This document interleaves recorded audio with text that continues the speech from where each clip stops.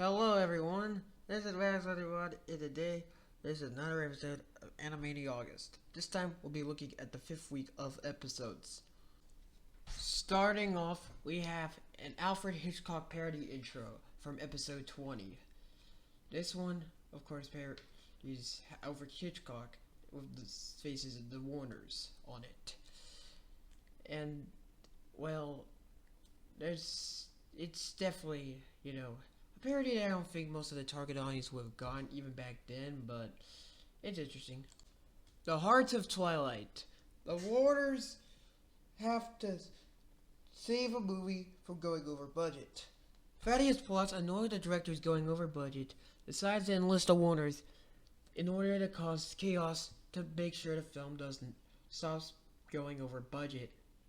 There's a lot of funny gags, like the heart of the studio gag, for instance, and I really like the map gag for also. It is a parody of the production of a movie, and that went over budget, and really, it's definitely funny. The Boys. In a parody of the Birds, the good veterans were enlisted to act in a movie about birds. But of course, the chaos ensues, and they really do a terrible job. There's definitely a lot of funny moments here. But it's quite obvious this is around the time that the idea is middle for the good veterans started running out. As really, you can only do so much in parodying Goodfellas on a children's show. Next, we get to episode 21, beginning with the gag Eisenhower Mania, referencing Dwight D. Eisenhower and the First Lady of the United States of his time. The Flame. In the first segment of this episode, all about the history of the United States, The Flame is a segment about the flame of Benjamin Franklin's pen, telling the history of the United States in kind of a humorous way. Honestly, this concept was unique, but honestly,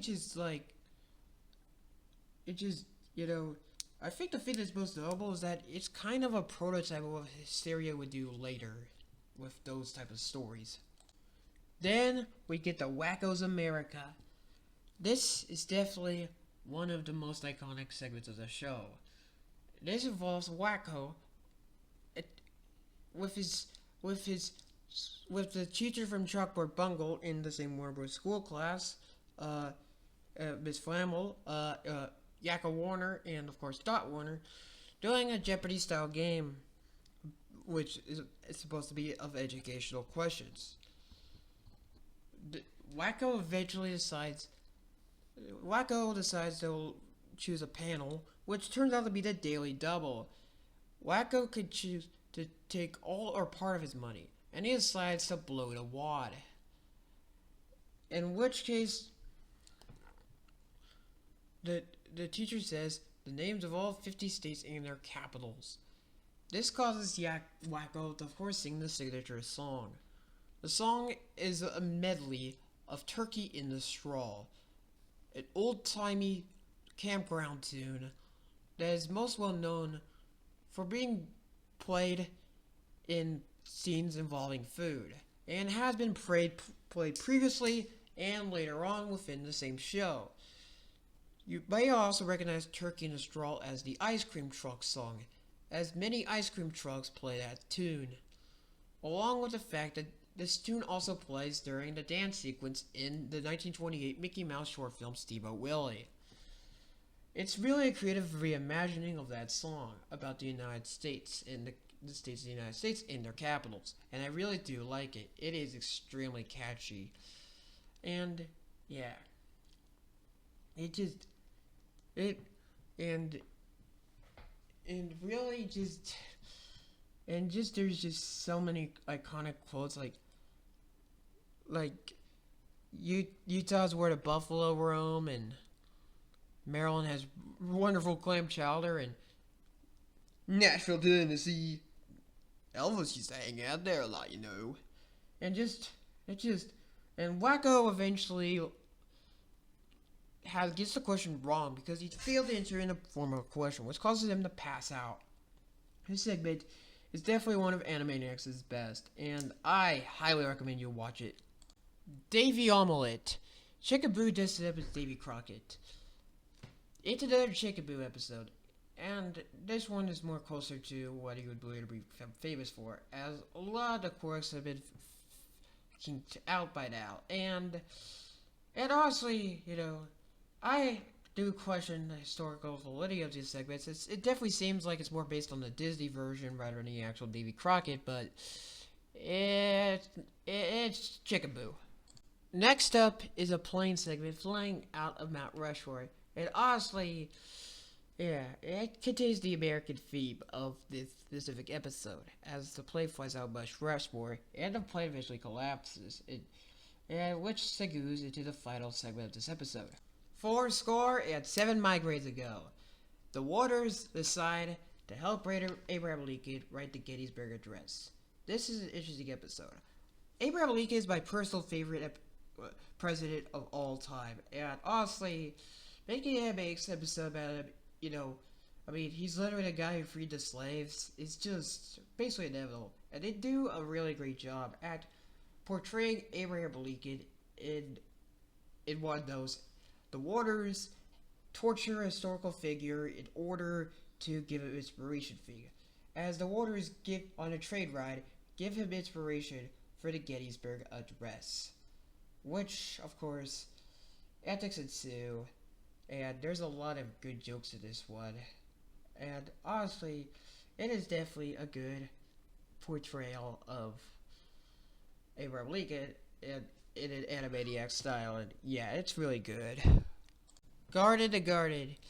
Slappy the Squirrel is an anatomy parody. Honestly, it's one I don't really remember much, and it's just out of evil with Slappy Squirrel.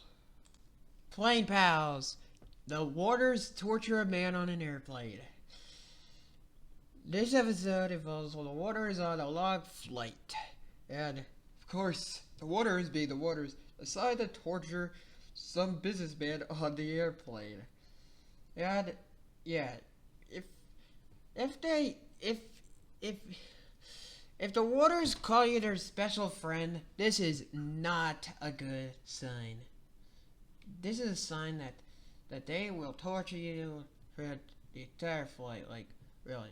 And of course, there's just some humorous stuff, like the instructions on just stuff like the oxygen mask and the life vests, and just a lot of things. This is the Waters, and they're just really just being the Waters on a flight. It's exactly how you would think they would act like. Their nuisances throughout the entire thing, just from catcalling stewardess nurse to just plain goofiness. Just a lot of the gags are just really funny, and it's the Waters, really just being plain. Get it, plain funny. Just really good throughout the entire thing. Because, it's just, what do you expect when you put them on a plane? Like, sure, you could put snakes on a plane, but snakes were probably a better idea than the Waters, probably, because the Waters are zany to the max, and there's baloney in their slacks, so what do you expect when you put them on an airplane to cause ruckus and just disrupt everything? Because, hell, this is hilarious, and I will recommend it. Be careful what you eat. This is a segment of Animaniaugust about food, about eating healthy food. It's definitely typical of a show, especially at the time, that teach kids morals about eating healthy and why eating healthy is important. And really, this song is definitely about that. Now we get to another intermission, and this one is about Yakko Water telling Dr. Stratton what he sees in the future, which is, of course, the next cartoon. Up the Crazy River. It's another Buns and Minnie segment, this time on the river. And really, I'm not really all that fond of Buns and Minnie segments. They're honestly just kind of mediocre in my opinion. It's just another one of those. After yet another Dr. Scratch Death intermission, we get to To the dump, to the dump, to the dump, dump, dump. This segment is a Goodfellas segment about Pesto getting caught in a plastic bottle holder.